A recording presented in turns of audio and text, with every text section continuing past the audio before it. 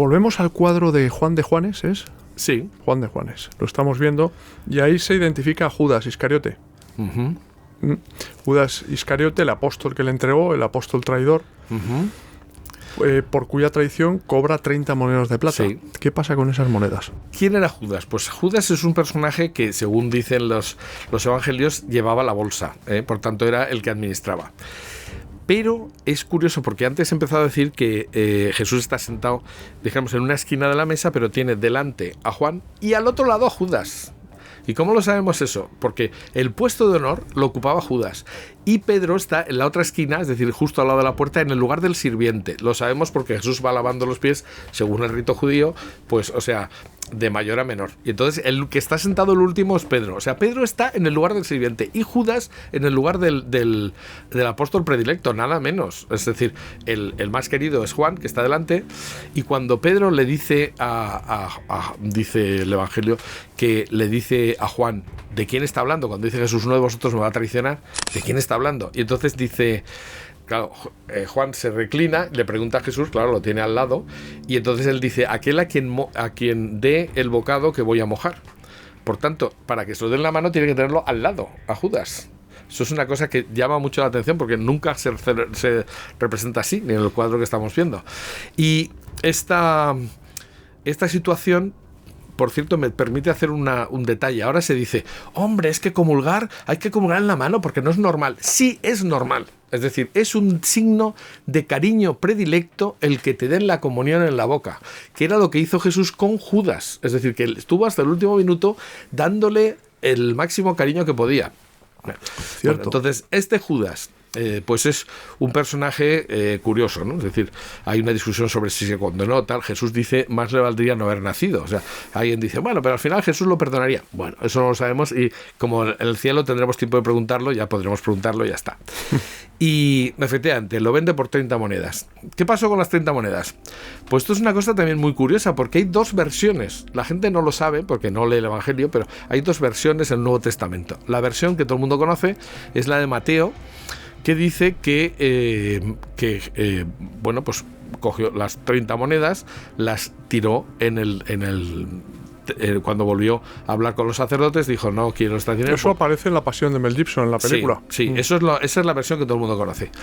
Pero en los Hechos de los Apóstoles aparece una referencia curiosa, que San Pedro dice, Judas, aquel que en vez de decir que se ahorcó, dice que reventó por la mitad del cuerpo y sus vísceras se desparramaron. Y dices, ¿cómo? O sea, cayó de cabeza y tal. Entonces dices, ¿esto cómo es posible? ¿En qué quedamos? Y ahora veremos otra contradicción, porque también dice que Judas compró el campo del alfarero. Entonces esto contradice lo que han dicho. Entonces, Jorge Manuel, Judas no murió ahorcado. Sí.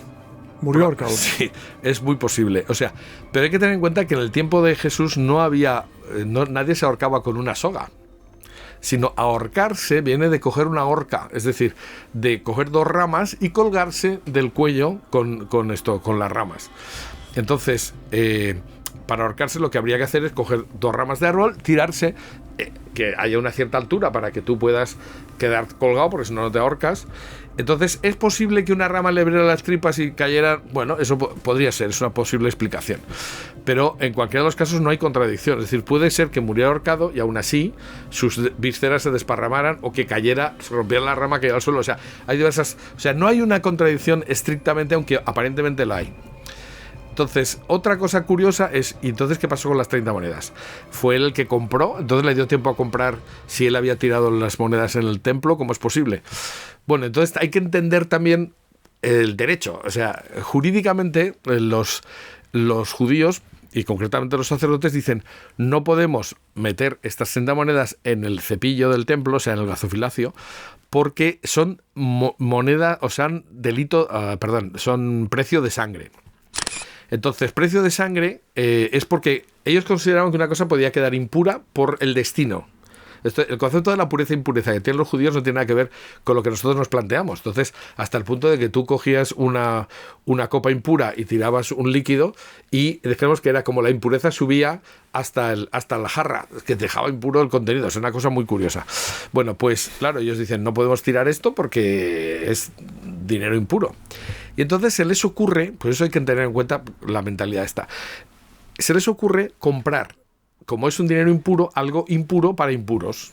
Es decir, compran un lugar que hay que tener en cuenta que dice el campo del alfarero, los alfareros trabajaban con tierra y se consideraba que la tierra podía ser impura por diversas cosas y entonces, pero bueno, se podía comprar el campo del alfarero y ahí hacer un cementerio para extranjeros, o sea, impuros. Y efectivamente, lo más sorprendente es que ese campo existe hoy en día y tiene canalizaciones como para de agua, como si hubiera servido para la alfarería. O sea, esto es sorprendente, pero es así. O sea, tú vas a Jerusalén y te enseñan el sitio donde estaba el campo del alfarero. Y efectivamente están enterrados extranjeros. Que lo compró Judas.